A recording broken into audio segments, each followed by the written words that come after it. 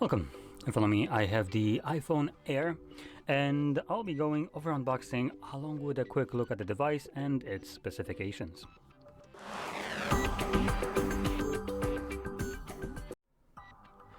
So, let's get straight into it. This is supposedly the thinnest phone, if we don't count the actual other devices, like for instance Motorola Razr, that was thinner than this, but you know.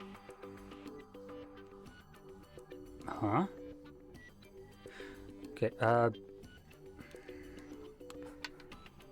these usually are flipped the other way around, if I'm correct, right?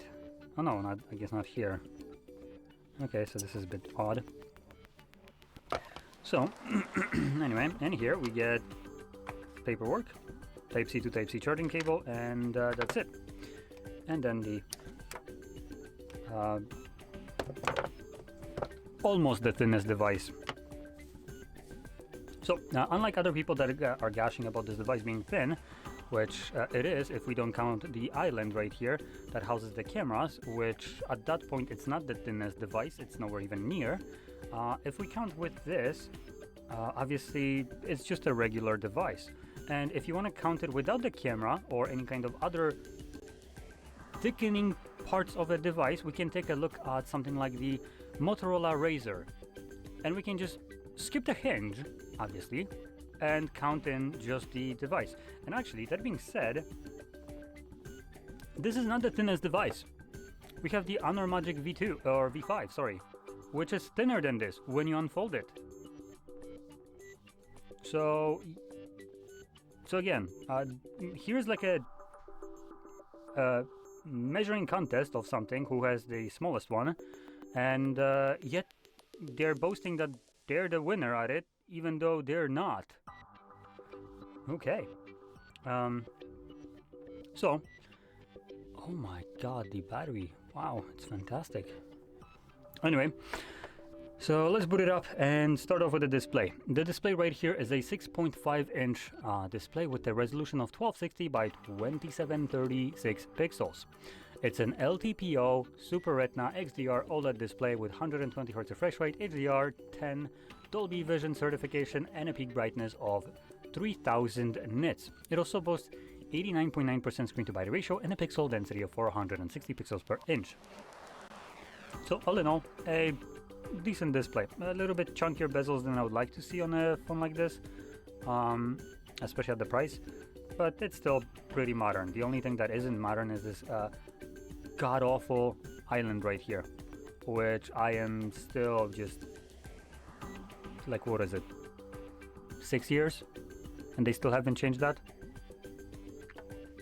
So anyway, that's still here. It's still as awful as it was when it released, and we still have other alternatives to this god-awful design, like under display fingerprint sensor or on a power button fingerprint sensor, but Apple can't claim that they would be the first one to do this, so I guess they're not doing it. So yeah, and it's not like they actually do anything first nowadays, so it's also that doesn't really matter that much. Can't wait till they put fingerprint sensor on the Apple logo, add like, I don't know, top gestures to it, and say that it's the next best thing after a sliced toast. Okay, cool. Or sliced bread, I should probably say.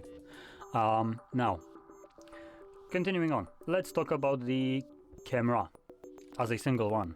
No matter what Apple wants to tell you, this is a single lens with a single sensor in there.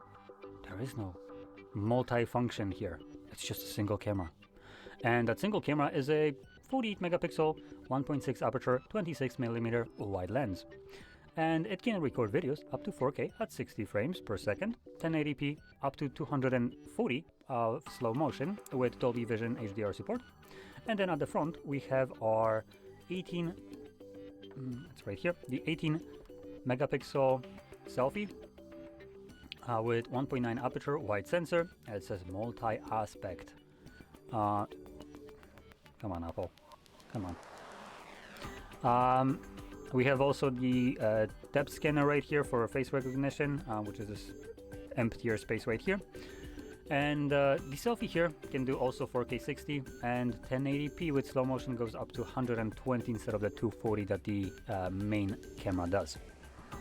Other than that, if we move over to the internals, we have a measly 3149 milliamp hour battery with again measly 20 watts of wireless charging and power delivery 2.0, which is stepped down in every department possible from all the other options.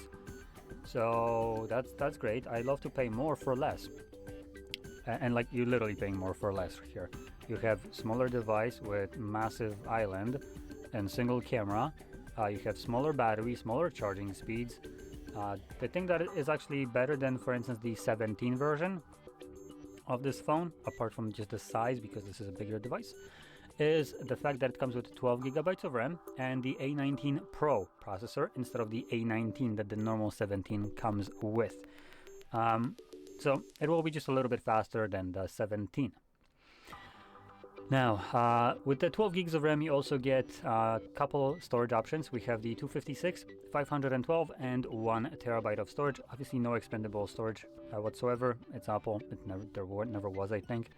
NVMe storage type, and that's about it. Now, we do have, surprisingly actually, we have the camera button right here for the like zooming in and all that stuff. We have our power button right here. At the top we got absolutely nothing. On the left side we get the, I think it's action button, whatever they're calling it, our volume rockers, and then again almost nothing here. And at the bottom we have our speaker grill along with the Type-C charging port, and that's it. Now, when it comes down to the thickness of the device, I don't think it really matters that much. This phone could be thicker, and honestly I wouldn't really care all that much.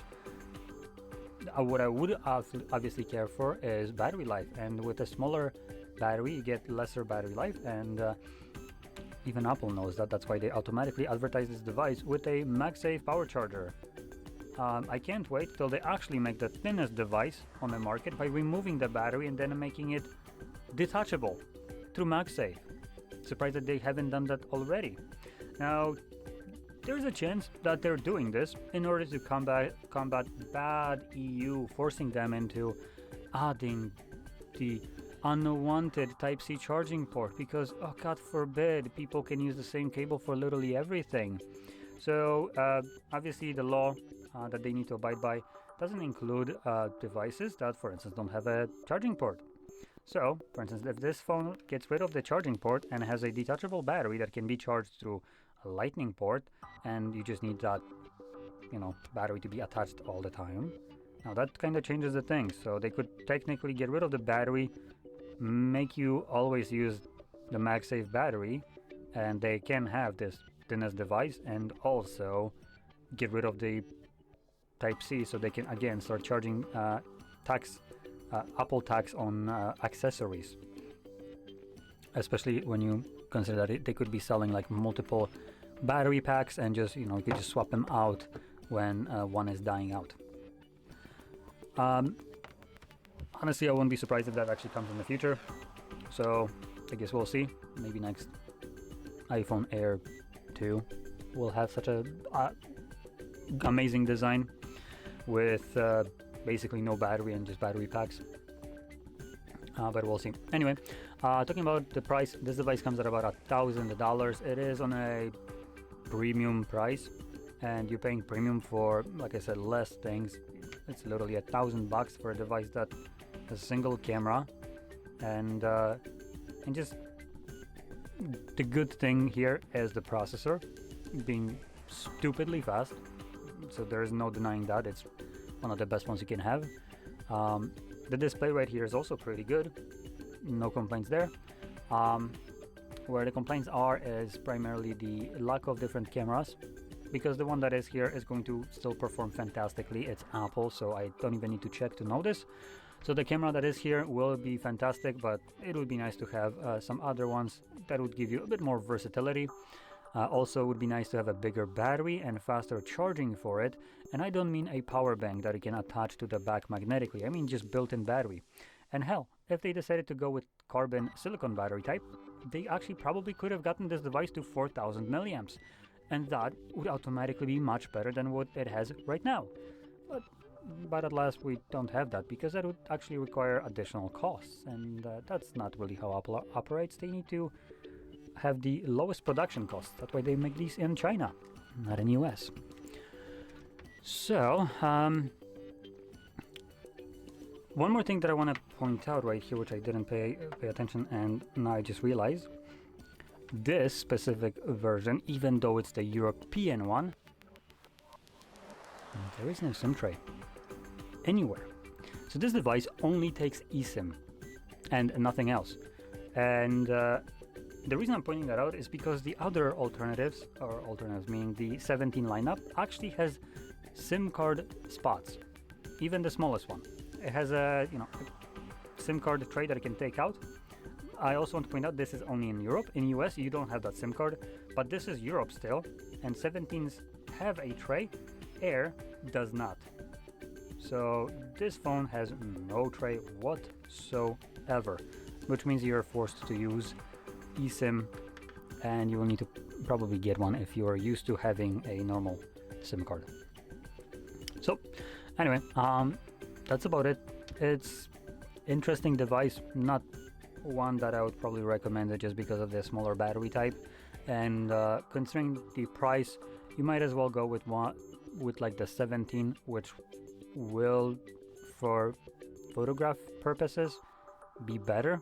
It has more cameras, and I believe they were also all the same, so 48 megapixel wide sensors.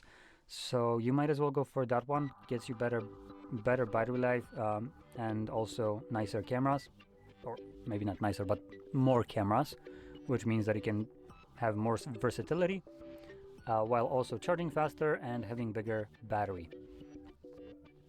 Minus RAM. It has 8 gigs of RAM, but iPhones have never really struggled with insufficient RAM, so shouldn't be a problem, while you're also getting a cheaper device. So it's a trade-off. You get much more than you lose, and I probably would recommend that device over the Air, as you don't actually have the thinnest device, because it's pretty thick right here, and last time I checked, I don't measure things from the lowest point, so you measure what's the thickest. If you're planning to squeeze this through the door frame and it tells you that it's 5 millimeters at its thinnest point, and you're trying to wedge it in there and get to the camera, I can squeeze it through because there is a freaking what are they calling it? A plateau of innovation. So yeah, anyway, that basically sums it up. So if you found this video helpful, don't forget to hit like, subscribe, and thanks for watching.